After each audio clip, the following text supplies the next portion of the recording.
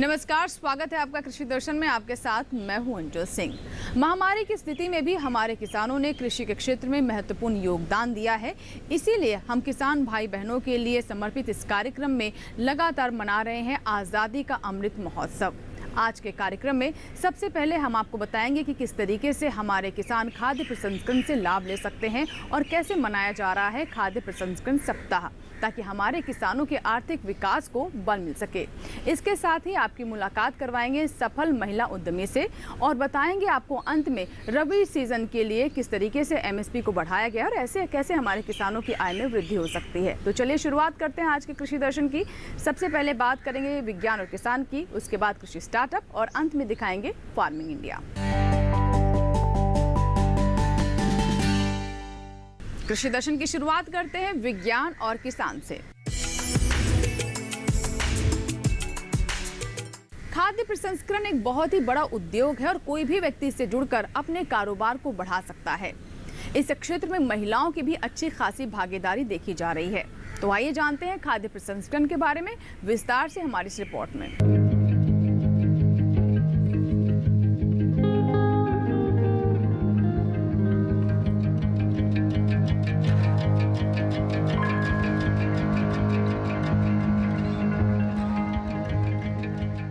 खाद्य प्रसंस्करण हमारे देश की परंपराओं में छुपा है। घरेलू महिलाएं खाने पीने की बहुत सी चीजें बनाने में माहिर होती हैं। अचार, मुरब्बा, सिवैयां, लड्डू, पोहा, चटनी, पापड़ और न जाने क्या क्या। ये ऐसे उत्पाद हैं जो प्रसंस्करण की श्रेणी में आते हैं। ज्यादातर महिलाएं इन्हें घरेलू उपयोग के लिए बनाती हैं। अगर इसी को व्यावसायिक तौर पर किया जाए तो अच्छी खासी आमदनी हो सकती है। बस जरूरत है अच्छी सी पैकिंग की। देश भर में महिला स्वयं सहायता समूह बड़े पैमाने पर खाद्य प्रसंस्करण के काम में लगे हैं। सरकार इन समूहों को प्रसंस्करण इकाइयां स्थापित करने के लिए प्रोत्साहित कर रही है। खाद्य प्रसंस्करण मंत्रालय भी इस क्षेत्र में महिलाओं के योगदान को मान्यता देता है। मंत्रालय के दिशा निर्देशों में कहा गया है कि महिलाओं की ओर से प्रस्तुत परियोजनाओं और कार्यक्रमों को वरीयता के आधार पर सहायता देने पर विचार किया जाना चाहिए। महिलाओं को स्वरोजगार के क्षेत्र में प्रशिक्षित करने के लिए सरकार कौशल विकास योजनाएं चला रही है। इनमें महिलाओं को उनकी रुचि के मुताबिक प्रशिक्षण देकर रोजगार स्थापित करने के लिए प्रेरित किया जाता है। ग्रामीण क्षेत्रों के ये महिला समूह अनाजों, मसालों, फलों, सब्जियों और दूध के प्रसंस्करण में रोजगार स्थापित कर रही हैं। वर्तमान समय में प्रसंस्कृत उत्पादों का उपभोग शहरों से लेकर गांवों तक सब जगह बढ़ रहा है और प्रसंस्कृत उत्पाद सभी वर्ग के लोगों को भी भा रहे हैं। दूसरी ओर ज्यादातर किसान फसलों को सीधे मंडी ले जाकर बेच देते हैं। इससे उन्हें मन माफिक मुनाफा नहीं मिल पाता। अगर घर की महिलाओं की मदद से इन्हें प्रसंस्कृत करके बेचा जाए तो निश्चित तौर पर आमदनी बढ़ेगी। वैसे भी प्रसंस्कृत खाद्य उत्पादों का बाजार लगातार पंख फैला रहा है। कृषि और प्रसंस्कृत खाद्य उत्पाद निर्यात विकास प्राधिकरण यानी एपीडा के मुताबिक 2020-21 में भारत ने करीब 37,000 करोड़ रुपए प्रसंस्कृत खाद्य पदार्थों का निर्यात किया। घरेलू बाजार इससे भी बड़ा है। हमारे देश में महिलाएं बड़ी संख्या में कृषि कामों में लगी हैं। पशुपालन तो एक तरह से महिलाओं के ही हाथ में है। ये वो बातें हैं जो प्रसंस्करण के क्षेत्र में उनकी दावेदारी को मजबूत बनाती हैं। वैसे भी भारत में खाद्य प्रसंस्करण हमेशा घरेलू या कुटीर स्तर की गतिविधि के रूप में रहा है और बहुत सी महिलाएं खाद्य प्रसंस्करण के काम में लगी भी हैं, लेकिन ज्यादातर मजदूर के तौर पर काम कर रही हैं। कुछ महिलाएं उद्यमिता के क्षेत्र में भी कदम बढ़ा रही हैं। हालिया दिनों में सफल माने गए 97 प्रसंस्करण उद्यमियों में 17 महिलाएं हैं। खाद्य उत्पादों की बढ़ती मांग प्रसंस्करण उद्योग के लिए नई नई उम्मीदें लेकर आई है। बाजार की मांग के अनुसार महिलाएं अनाज और दालों से बने बेसन, मल्टीग्रेन आटा, बिस्किट, सोया आटा बनाकर बेच सकती हैं। अनाजों से भी ज्वार, बाजरा, मक्का, रागी से तैयार आटा बनाकर बेचा जा सकता है। दालों की ही पैकेजिंग करके बेचना तो बहुत ही आसान व्यवसाय है। इसके अलावा महिलाएं ग्रामीण स्तर पर दूध से घी, पनीर, दही, लस्सी और मक्खन बनाकर बाजार में उतार सकती हैं। दूध की बिक्री भले ही क्षेत्रीय स्तर पर अधिक ना हो, लेकिन इनसे तैयार प्रसंस्कृत उत्पादों की बिक्री काफी ज्यादा होती है। आजादी के 75 साल पूरे होने के उपलक्ष्य में भारत सरकार की तरफ से आजादी का अमृत महोत्सव मनाया जा रहा है और इसी के अंतर्गत खाद्य प्रसंस्करण सप्ताह भी आयोजित किया गया है। क्या विशेष है इस सप्ताह में, आइए जानते हैं।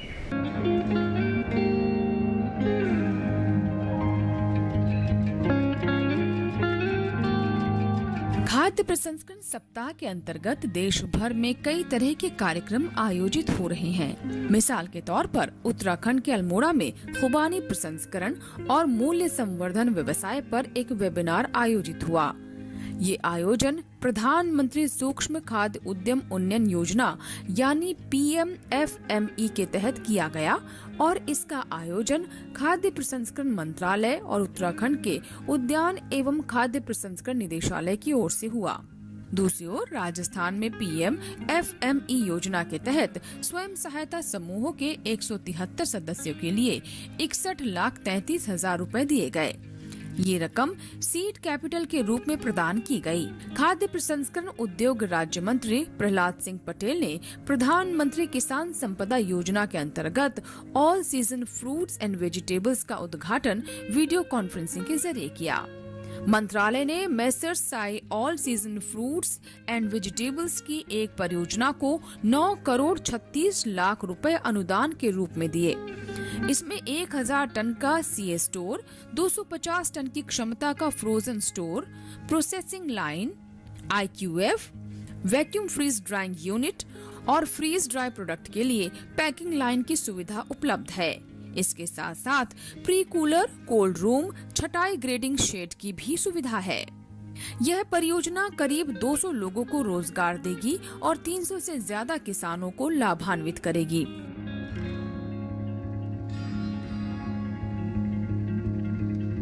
तो ये थी हमारी विशेष रिपोर्ट खाद्य प्रसंस्करण पर। इसी के साथ ही यहाँ रुकेंगे एक छोटे से ब्रेक ले। ब्रेक के बाद जब वापस आएंगे तो बात करेंगे कृषि स्टार्टअप की। कहीं मत जाइएगा, बने रहें कृषि दर्शन के साथ। छोटा सा ब्रेक।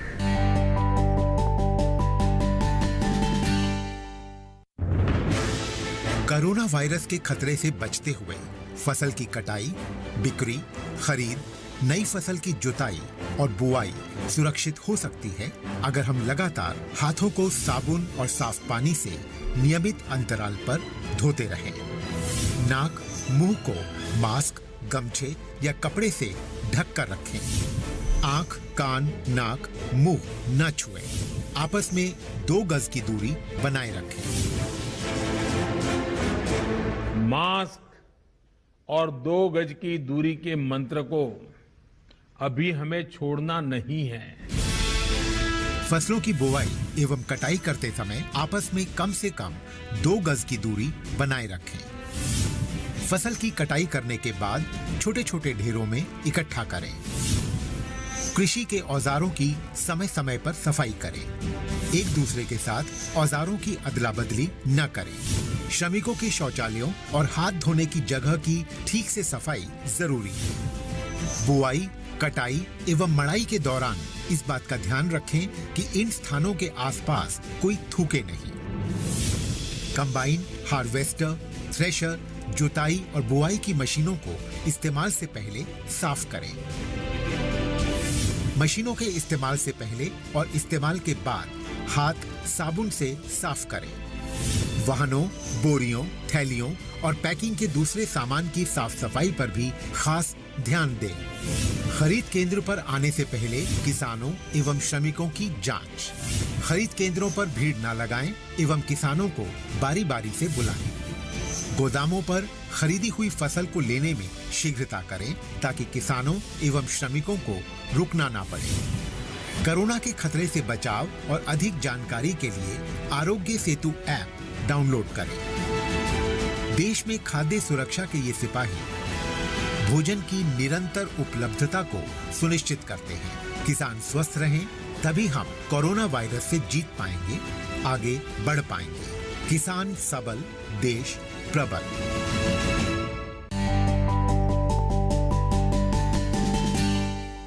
ब्रेक के बाद एक बार फिर आपका स्वागत है। आप देख रहे हैं कृषि दर्शन। आइए बात करते हैं कृषि स्टार्टअप की, जिसमें हम आपकी मुलाकात करवाते हैं सफल किसानों से। सोया मिल्क, सोया लड्डू, सोया मेवा, ये तमाम ऐसे खाद्य पदार्थ हैं जिनकी बाजार में काफ़ी मांग रहती है और ये सोयाबीन से प्रसंस्कृत खाद्य पदार्थ हैं। आज हम आपकी मुलाकात करवाने वाले हैं एक ऐसी महिला उद्यमी से जिन्होंने सोयाबीन से प्रसंस्कृत खाद्य पदार्थ बाजार में पहुंचाए और अच्छा लाभ कमाया। जी हाँ, हम बात कर रहे हैं सुमन शर्मा के बारे में। किस तरीके से उन्होंने पूरा ये अंपायर खड़ा किया और उद्यमिता के एक नए क्षेत्र के लिए तमाम महिलाओं को प्रेरित किया, आइए जानते हैं।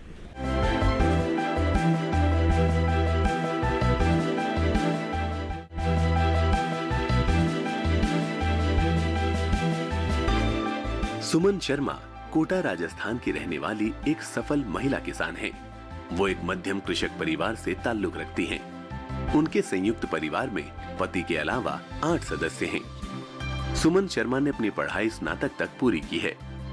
आत्मनिर्भर बनने के उद्देश्य से सुमन हमेशा से ही आय अर्जित करने का तरीका खोजती रहती थी, ताकि वो अपने और अपने परिवार का सपना साकार कर सकें। वर्ष 2014 में इन्होंने सोया प्रसंस्करण की एक छोटी इकाई की स्थापना की और इसे अपने रोजगार का साधन बनाया। वर्ष 2014 में कृषि विज्ञान केंद्र कोटा द्वारा खाद्य प्रसंस्करण और क्षेत्रीय फसलों के मूल्यवर्धन पर एक प्रशिक्षण आयोजित किया गया था। तब सुमन शर्मा ने इस 1 महीने के प्रशिक्षण कार्यक्रम में भाग लिया और इस प्रशिक्षण के दौरान इन्होंने प्रसंस्करण तकनीकों, मूल्यवर्धन, पैकेजिंग, विपणन, लेबलिंग, लागत और उत्पादों की गणना करना बड़ी ही बारीकी से जाना और सीखा। प्रशिक्षण के बाद सुमन शर्मा ने सोया प्रसंस्करण की एक छोटी इकाई की स्थापना की और इसमें सोयाबीन से बने उत्पाद जैसे सोया आटा, मेवा और लड्डू बनाने लगी। सोयाबीन प्रसंस्करण के उद्यम की शुरुआत सुमन शर्मा ने 2 लाख की लागत लगाकर अपने घर से ही की थी। इस काम की शुरुआत इन्होंने बड़े ही उत्साह और हिम्मत के साथ की। खाद्य प्रसंस्करण के उद्यम के विकास के लिए सुमन शर्मा ने सिद्धि विनायक के नाम से 100 महिला उद्यमियों का एक NGO गठित किया। साथ ही एक पंजीकृत उद्यमी बनने के लिए इन्होंने FSSAI नंबर और शॉप एक्ट नंबर लिया। कड़ी मेहनत के बलबूते और सभी प्रकार की सहायता के बाद सुमन शर्मा अपनी इकाई द्वारा बड़ी संख्या में उत्पाद बना रही हैं। तैयार उत्पादों को बाजार में बेच और मांग के अनुसार होम डिलीवरी कर सुमन प्रत्येक माह 40,000 की आय अर्जित कर पाती हैं। इनके द्वारा उत्पादों की प्रदर्शनी विभिन्न मेलों में भी की जाती है, जिससे कि इन उत्पादों के बारे में लोगों को जानकारी मिल सके, ताकि इन उत्पादों की समूह में बिक्री कर वो और भी लाभ कमा सकें। सुमन शर्मा मास्टर ट्रेनर के रूप में अब तक 75 से अधिक प्रशिक्षण कार्यक्रमों में भाग ले चुकी हैं और 1000 से भी अधिक महिलाओं को प्रशिक्षित किया है। इस प्रशिक्षण कार्यक्रमों से सालाना 1 से 1.5 लाख रुपए कमा लेती हैं। इनका ये कदम सभी महिला किसानों के लिए प्रेरणादायक है। इसके अलावा खाद्य प्रसंस्करण मंत्रालय दिल्ली द्वारा आयोजित फेस्टिवल में इन्होंने अपने उत्पादों की प्रदर्शनी भी लगाई, जिसमें इन्होंने 30,000 रुपए की आमदनी की। सुमन शर्मा को महिला उद्यमी के रूप में अपनी उपलब्धियों के लिए राज्य सरकार द्वारा सम्मानित किया जा चुका है। इनकी सफलता की कहानी सुन और इनकी तरक्की से प्रेरणा लेकर किसान भाई भी अपने लक्ष्य को हासिल करने में सफल हो सकें। इसी के साथ ही यहाँ वक्त हुआ एक छोटे से ब्रेक का। ब्रेक के बाद जब वापस आएंगे तो बात करेंगे फार्मिंग इंडिया की। कहीं मत जाइएगा, देखते रहें कृषि दर्शन। छोटा सा ब्रेक।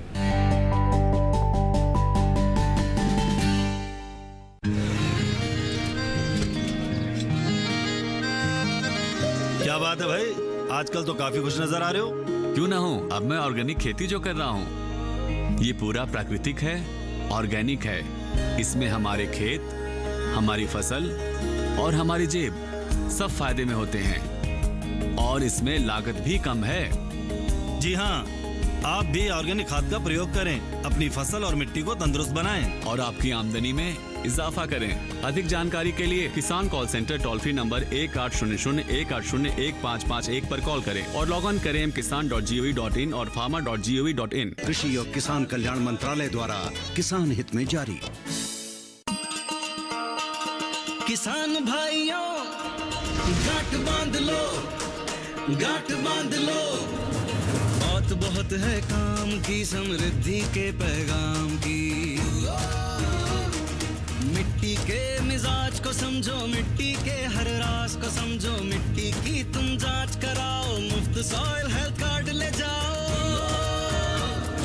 कभी मुनासिब बीज लगाओ, सही किस्म की खाद ले आओ, जितनी जरूरी उतनी डालो, सही मात्रा खुद पहचानो, इसको अपना मंत्र बना लो, मिट्टी की सेहत को जानो। बात बहुत है काम की, कम लागत अधिक वरदान की, किसान भाइयों गांठ बांध लो। आज ही मिट्टी की जांच कराएं, राज्य सरकार के कृषि अधिकारी से संपर्क करें और मुफ्त में सॉइल हेल्थ कार्ड पाएं। कृषि और किसान कल्याण मंत्रालय द्वारा किसान हित में जारी। ब्रेक के बाद एक बार फिर आपका स्वागत है। आप देख रहे हैं कृषि दर्शन। आइए बात करते हैं फार्मिंग इंडिया की, जिसमें हम आपको जानकारी देते हैं कृषि जगत से जुड़ी हुई तमाम हलचलों के बारे में। और अब किसानों के लिए अच्छी खबर। केंद्र सरकार ने रबी सीजन 2022-23 के लिए रबी फसलों के न्यूनतम समर्थन मूल्य में बढ़ोतरी का फैसला लिया है। विस्तार से जानने के लिए देखते हैं हमारी ये रिपोर्ट।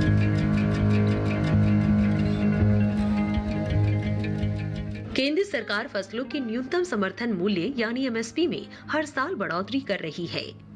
इससे किसानों को फसलों का वाजिब भाव मिलने में मदद होती है।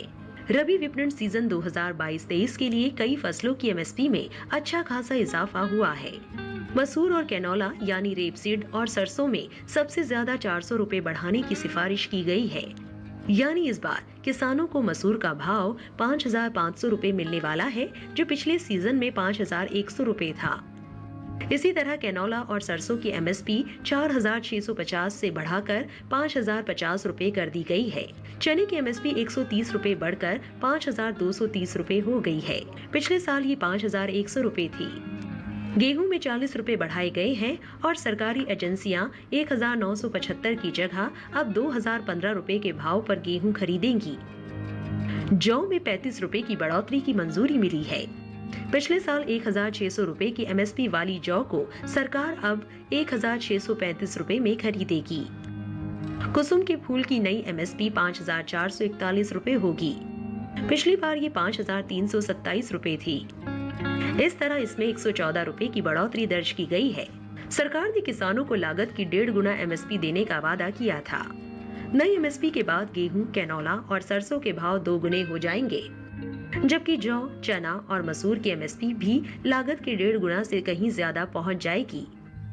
वहीं कुसुम का न्यूनतम समर्थन मूल्य ठीक 1.5 गुना हो जाएगा। पिछले कुछ साल से दलहन, तिलहन और मोटे अनाज के न्यूनतम समर्थन मूल्य में एकरूपता लाने के लिए संयुक्त रूप से कोशिशें हो रही है।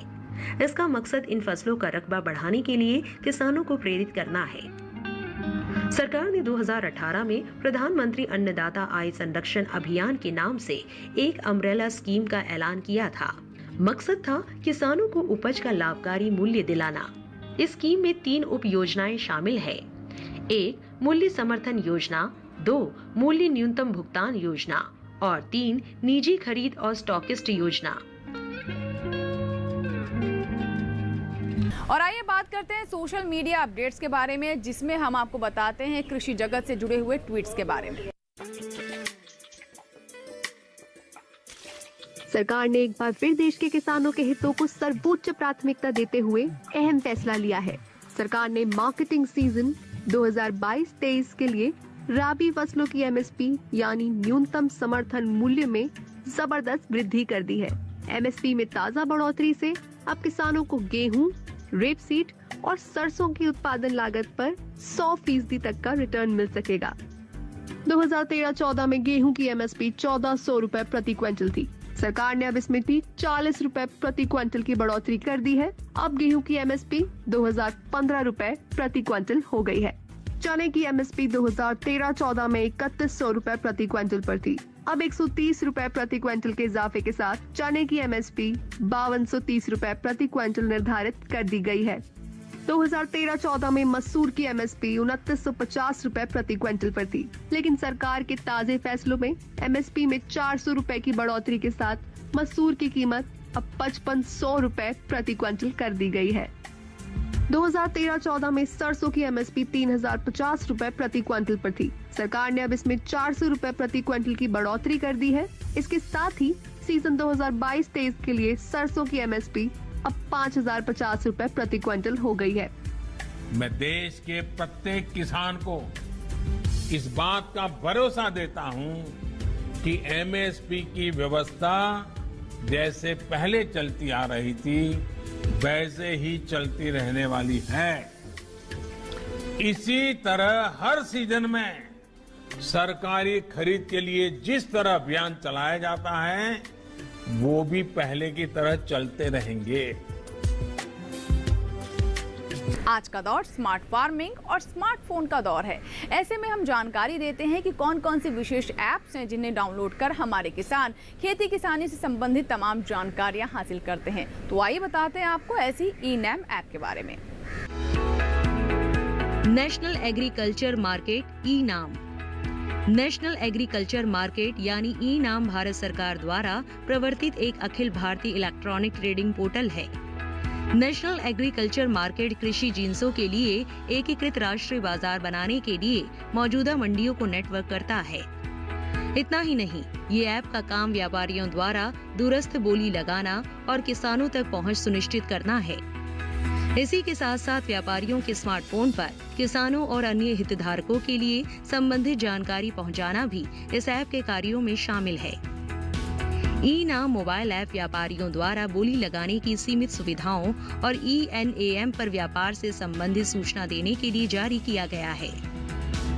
ई-नाम ऐप के जरिए व्यापारियों के लिए सीमित कार्य उपलब्ध हैं। व्यापारी व्यापार के लिए उपलब्ध स्लॉट के लिए बोली लगा सकते हैं। इसके अलावा एक नई बोली दर्ज कर सकते हैं या अंतिम बोली का मूल्य बदल सकते हैं। इसी के साथ ही आज के कृषि दर्शन में फिलहाल इतना ही, लेकिन अगर आप चाहें तो अपने सुझाव आप हमें मेल कर सकते हैं। हमारा ईमेल एड्रेस है krishidarshan@gmail.com।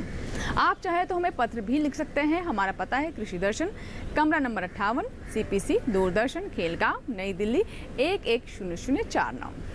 अभी के लिए दीजिए इजाजत, लेकिन जाते जाते आपको बता दें कि आप हमारा ये कार्यक्रम हमारे YouTube चैनल पर भी देख सकते हैं। बस करना आपको ये है कि इस QR कोड को स्कैन करें। आप हमारे चैनल को सब्सक्राइब करें, लाइक करें। दीजिए इजाजत, लेकिन आप बने रहें दूरदर्शन किसान के साथ। नमस्कार।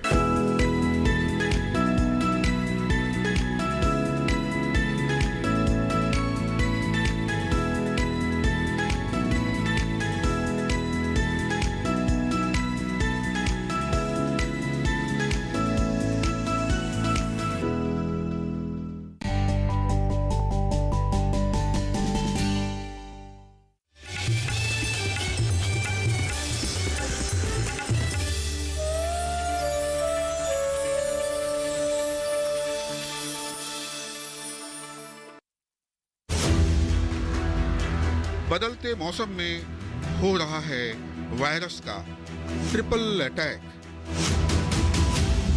मलेरिया, डेंगू और रहस्यमय बुखार। रहे सावधान, करे बचाव। इस शनिवार स्वस्थ किसान लाइव टोल फ्री नंबर हैं 1800113060 और 1800113006 केवल दूरदर्शन किसान पर। असतो मा सद्गमय तमसो मा ज्योतिर्गमय मृत्योर्मा अमृतं गमय। ओम शांति शांति शांति। अबे तेरा के दे दे सुनने बे चल चल के देखे आजा बे आ दिखला दे बे। That's the way। रोक कर अपना दोस्त का धक्का हमें बे छुड़ा दे छक्का पार इक्का हमें बे। कभी आग बबुल्ला हल्ला गुल्ला हमें बे। यारों की यारी का है फरमान। सिकंदर सिकंदर सिकंदर यहाँ के हम सिकंदर यहाँ के हम सिकंदर।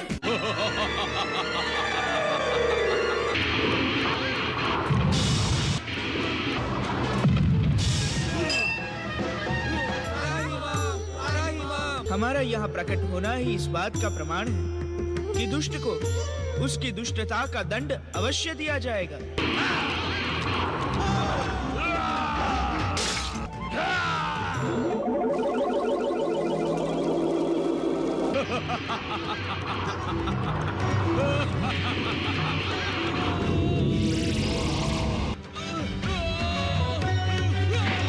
बोलिए श्री महागणेश की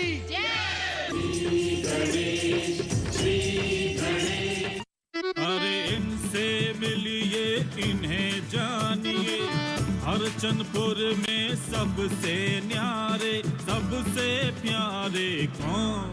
हंटर बाबू, हंटर बाबू।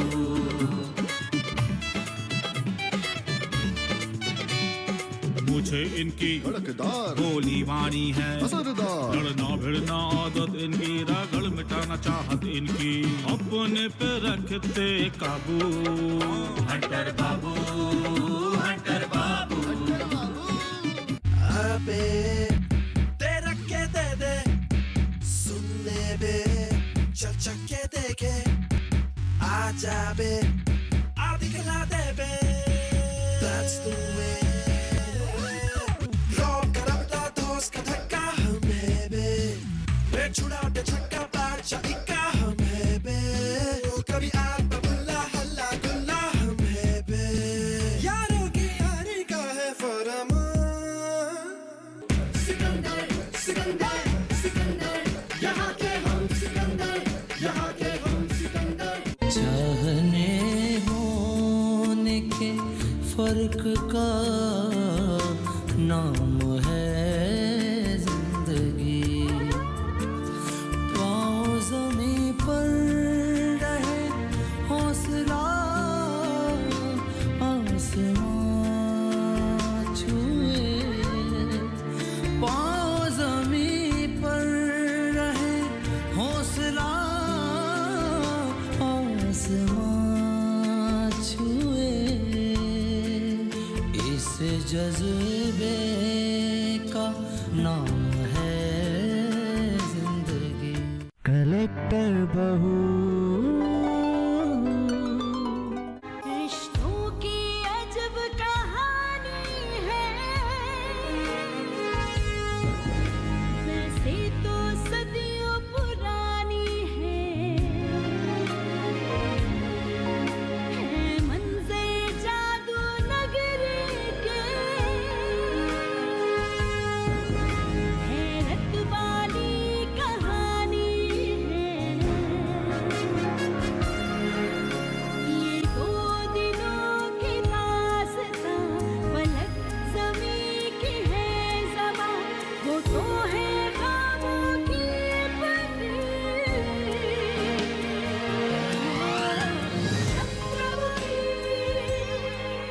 बाबा बरगद पुरावाई मिनतिया, बिनतिया सुनी लाना हमार, बिनतिया सुनी लाना हमार।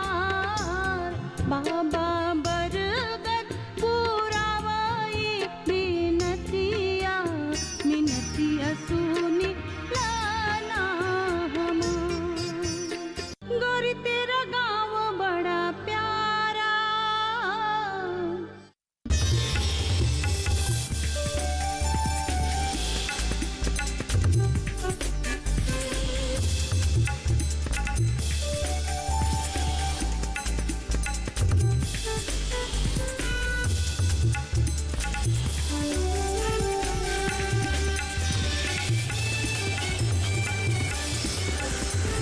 टीवी के साथ बदलते